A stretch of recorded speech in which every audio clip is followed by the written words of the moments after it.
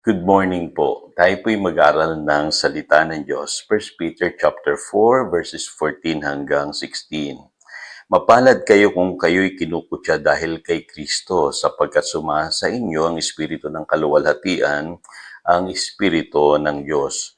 Huwag nawang mangyaring maparusahan ng sino man sa inyo dahil siya'y mamamatay tao, magnanakaw, salarin o pakialamero. Ngunit kung kayo'y magdusa dahil sa pagiging Kristiyano, huwag ninyong ikahiya ito. Sa halip, magpasalamat kayo sa Diyos sapagkat taglay ninyo ang pangalan ni Kristo.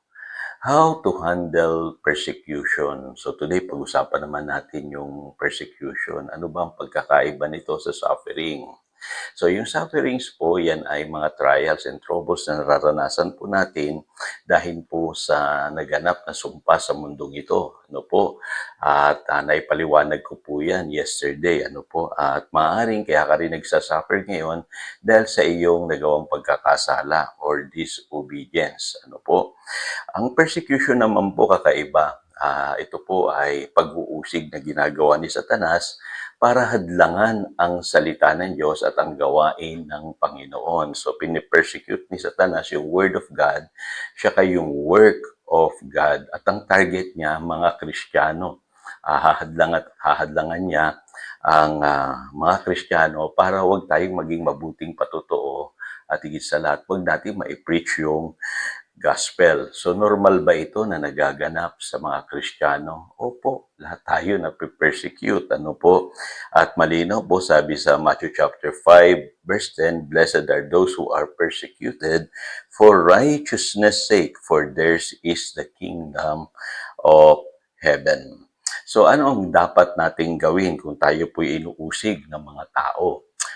By the way, ano po ang pwedeng umusig sa atin unang-una ay yung mga unbelievers dahil wala silang pananampalataya. Ano po?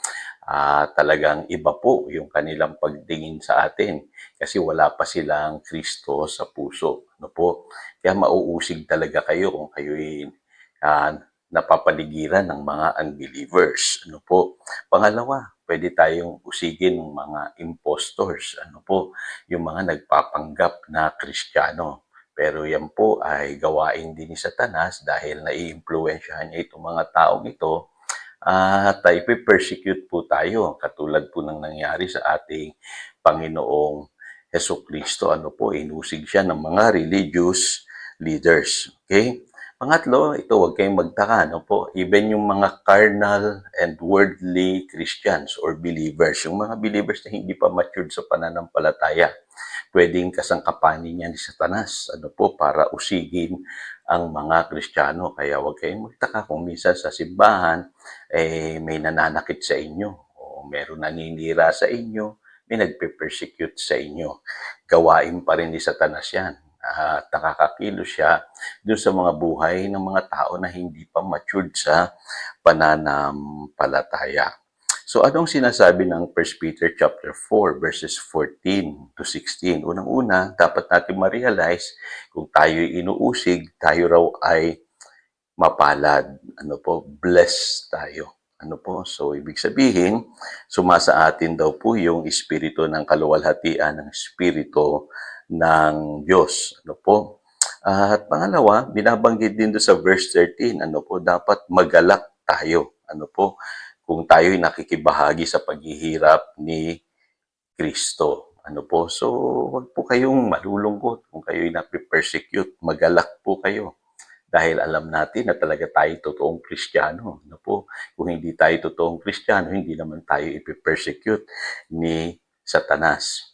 Ngayon, pangatlo, huwag nating ikahiya ang pangalan ni Kristo. Kung tayo usigin, ano po, huwag nating ikahihiya ang ating Panginoong Hesukristo. Sa halip, lalo natin siyang ipakilala. Ano po, magpatotoo po tayo patungkol sa Kanya. Ano po, marami kasing Kristiyano, pagka na-persecute na, ay lumalayo na, umiiwas na.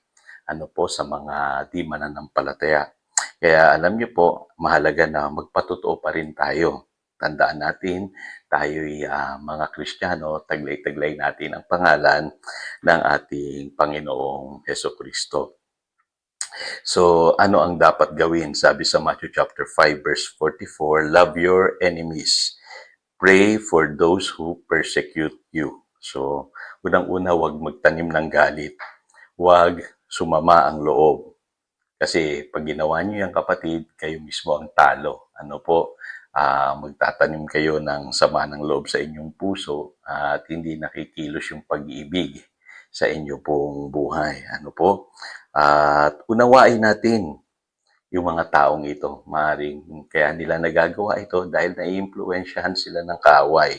Wala pa silang pagkakilala sa Panginoong Jesus. Huwag tayong makipag-away. Huwag tayong makipagtalo. Ano po?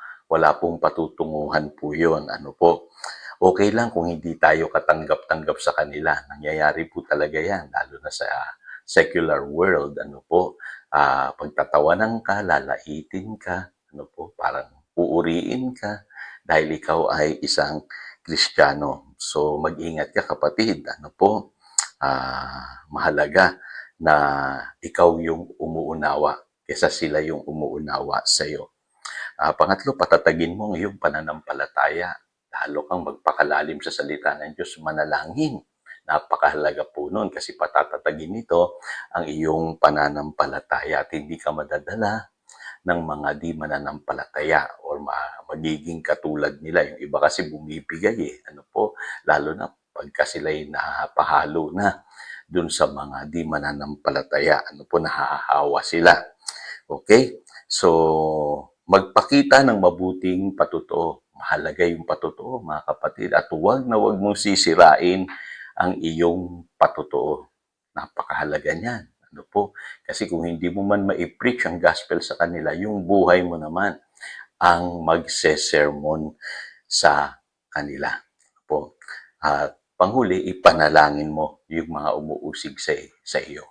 So, alam niyo po, hindi naman titigil yung mga yan Ano po? Ang ipe-pray mo ay hipuin sila ng Diyos, no? Sa pamamagitan ng Holy Spirit, ano po, ay mabago yung kanilang puso. Alam ko po yung iba sa inyo nahihirapan kasi minsan ang umuusig sa inyo, yung malapit pa sa inyo, maaring asawa ninyo, anak ninyo, magulang ninyo, kamag-anak ninyo, pero huwag kayong magsawang manalangin kasi makapangyarihan po ang pananalangin. Maring baguhin ng Diyos yung kalagayan ng kanilang puso, impluwensyahan sila ng Holy Spirit, i-convict sila, at sa ganon sila ay magsisi at maging Christian din. So, tayong mga Kristiyano, mapalad tayo. Ano po? Yes, may persecution. Pero ang sabi ng Biblia, tayo ay blessed.